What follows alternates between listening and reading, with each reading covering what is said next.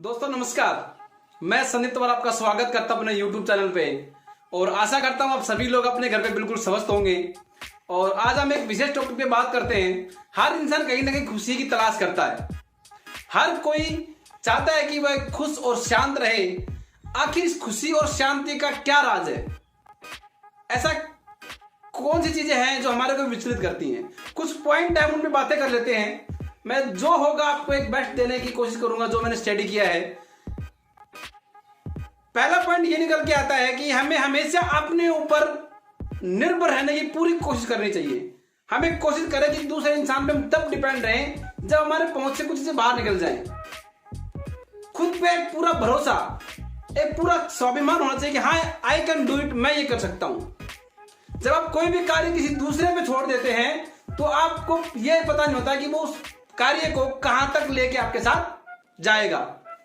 दूसरी चीज, हर इंसान जो भी कार्य करता है, आप कोई भी कार्य करते हैं, हम कोई भी कार्य कर रहे हैं, तो उस कार्य के अंदर पूरी ईमानदारी होनी चाहिए।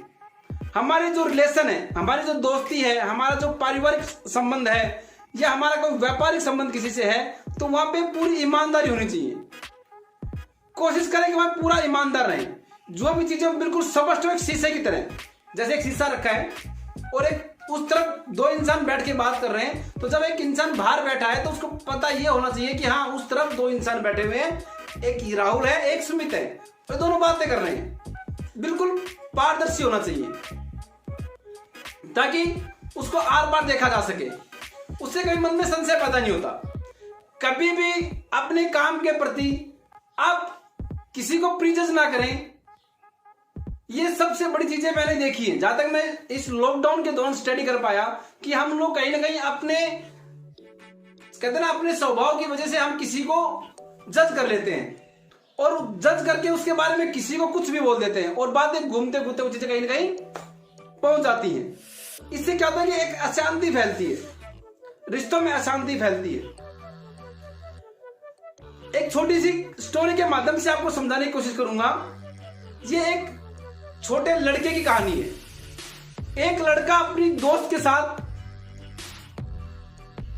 किसी घर में खेल रहा था, अपने मित्र के घर में।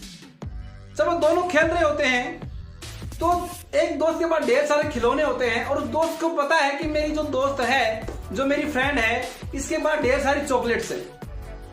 तो मैं उससे कमिटमेंट करता है कि क्या आप मुझे अपने वो सभी चॉकलेट्स दे सकते हो अगर मैं आपको अपने सारे खिलौने दे दूं तो। वह जो उसकी दोस्त वो लड़की थी वो बिल्कुल राजी हो जाती है। ठीक है, आप मुझे अपने खिलौने दे दीजिए और मैं आपको अपनी सारी चॉकलेट दे देती हूं। ये उस लड़के का कमिटमेंट था।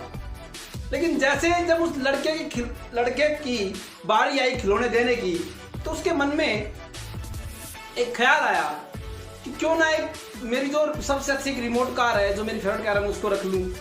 एक दो खिलौने और थे जो उसके फेवरेट थे, उसने वो खिलौने छुपा लिए और वो रख लिए, बाकी उसको सब दे दिया।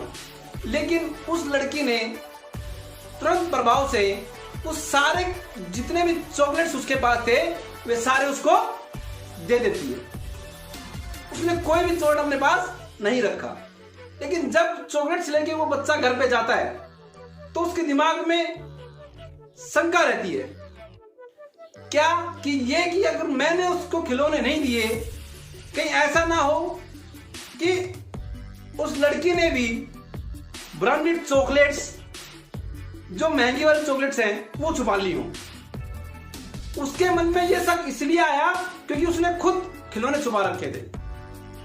हम दूसरों के बारे में ऐसा ही सोचते हैं जैसा हम करते हैं। हमारी खुशी का एक ही राज है, हम सच्चे बन के रहें। जो कमिटमेंट किया उस पर खरा उतरे। कभी भी अपनी असफलता का कारण किसी दूसरे को ना बताएं। इससे अगला इंसान तो परेशान होता ही है और कहीं ना कहीं आप उससे ज्यादा परेशान होते हैं।